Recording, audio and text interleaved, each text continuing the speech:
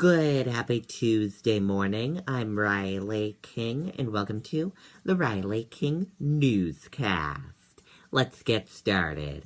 First up, Portsmouth police investigate after baby taken to hospital with fractured skull.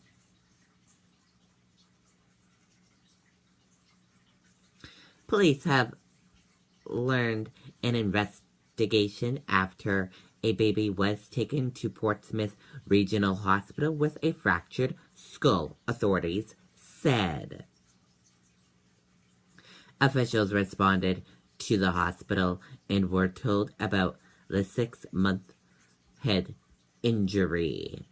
The baby was taken to Boston Children's Hospital for additional treatment and has since been released. The facts and circumstances surrounding the baby's injuries are under investigation. No charges have been filed. No additional details were made available.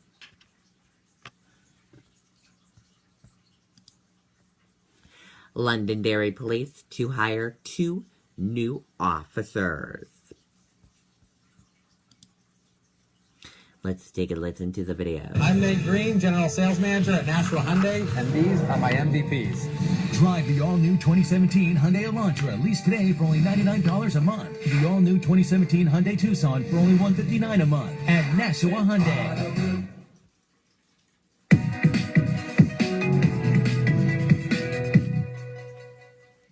Business is booming in Londonderry. The southeastern New Hampshire town will soon be home to a $1 billion development project with new homes and businesses in the next 18 months. There's a lot going on. We're really lucky to have it here in our community, and we're looking forward to the challenge that opportunity presents. That new challenge will include security. So Londonderry's police force announced today they will be adding to their staff with the help of a federal grant. The federal government has committed $250,000 or $125 each to the hiring of 2 new personnel over the next 3 years. The deal does come with some conditions. The conditions are that we hire a veteran and also that we keep that person on the books for 12 months after the last budget period. The town council voted unanimously to accept the federal grant, which works on a reimbursement system. Over the next 3 fiscal years, the police department will be reimbursed by the federal government for the cost of officers' salaries, benefits, and other expenses. Chief Hart says they're ready for the new hires. We put the same number of patrol officers on the street that we did in the early 90s. The first new patrol officer will be hired December 27th. The second will be brought on sometime in the spring. The chief says it can't be soon enough. Having 2 new people to help us out as we do our job servicing the needs of our community, it couldn't be more necessary right now, and we're very grateful for that. And the federal grant was awarded by Community-Oriented Policing Services, also known as COPS, which is part of the U.S. Department of Justice. COPS has awarded a total of $119 million to 184 police departments across the country. Okay, and there you go on that report.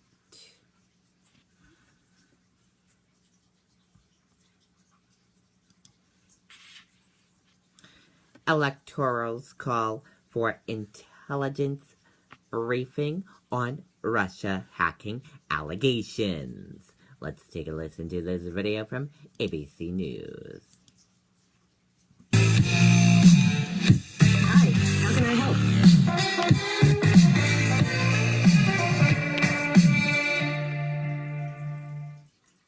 Get straight to our top story. Donald Trump overnight in snowy Grand Rapids, Michigan, his first visit on his ongoing thank you tour to one of the so-called blue wall states that delivered his campaign that surprise victory in November. This morning, the president-elect's transition team finding itself in a war of words with America's intelligence agencies. Now, these agencies, according to 2 new published reports, have concluded that Russia was deliberately working to sway the election towards Trump through its hacking. We've got team coverage of the story this morning. We're going to start with ABC's Mary Bruce, who's right there at the White House. Mary, good morning to you.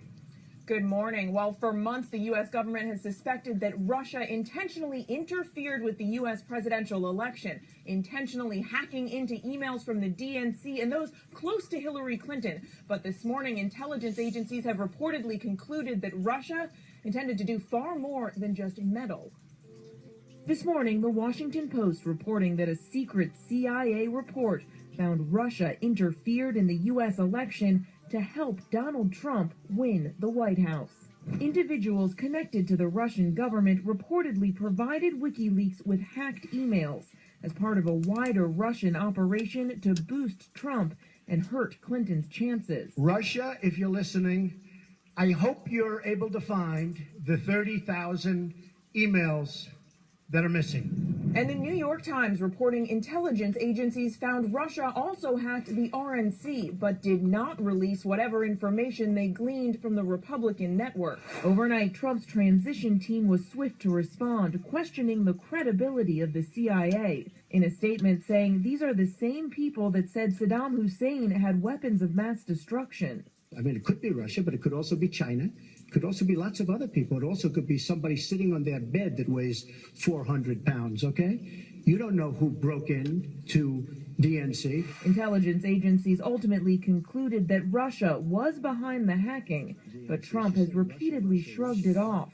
U.S. intelligence agencies believe the Russians are behind that leak. Why don't you believe it? I don't know if they're behind it, and I think it's public relations, frankly. Negotiating relations with Russia will be a challenge for Trump's next Secretary of State. Rudy Giuliani, once a top contender, has taken himself out of the running. I saw that he had so many good candidates available. I mean, there was no reason to complicate his life any longer. In a statement, Trump said Giuliani is and continues to be a close personal friend. Mitt Romney and ExxonMobil CEO Rex Tillerson are still among the contenders for Secretary of State, but Giuliani's making clear he thinks Romney should be off that list. My advice would be Mitt went just a little too far. You can make friends and make up, but I would not see him as a candidate for the cabinet.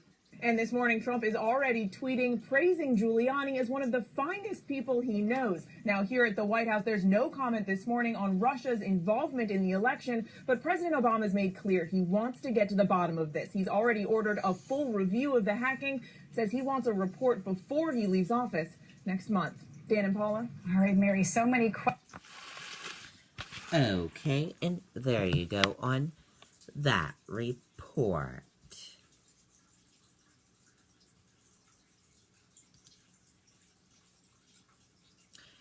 UK inflation overshoots estimate, hits highest level since October of 2014. UK inflation jumped to 1.2% year-on-year in November, just beating analysts' expectations for a 1.1% increase, according to data from the official National Statistics, ONS.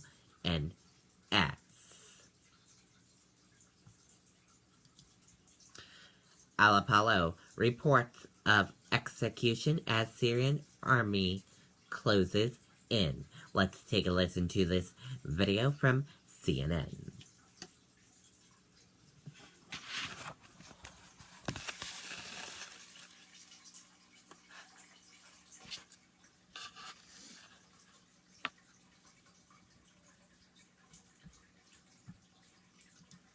We turn now to our world lead, a death trap in eastern Aleppo, Syria. The United Nations says that 100,000 civilians are trapped in the ever-shrinking rebel-held enclave as regime forces are making their final push to wrest control of the embattled city with relentless bombardment and heavy shelling. Even for those who have managed to escape, their hardships are far from over. Tens of thousands of civilians, many children, many elderly, are now homeless. CNN senior international correspondent Fred Pleitgen has been in Aleppo for 8 days and has this report. This is what the Syrian army's alleged halt in fighting looks like in Aleppo. The call to prayer pierced by explosions and gunfire as Bashar al-Assad's forces continue to pound the rebels. Aid groups like the Red Crescent working around the clock to try to provide help for the growing tide of displaced. Of course, the volunteers from the Red Crescent are doing their best to try and keep up with the massive demand for aid here in this district after it was taken back by the Syrian military. But there are so many people lining up that it's impossible to meet all the needs.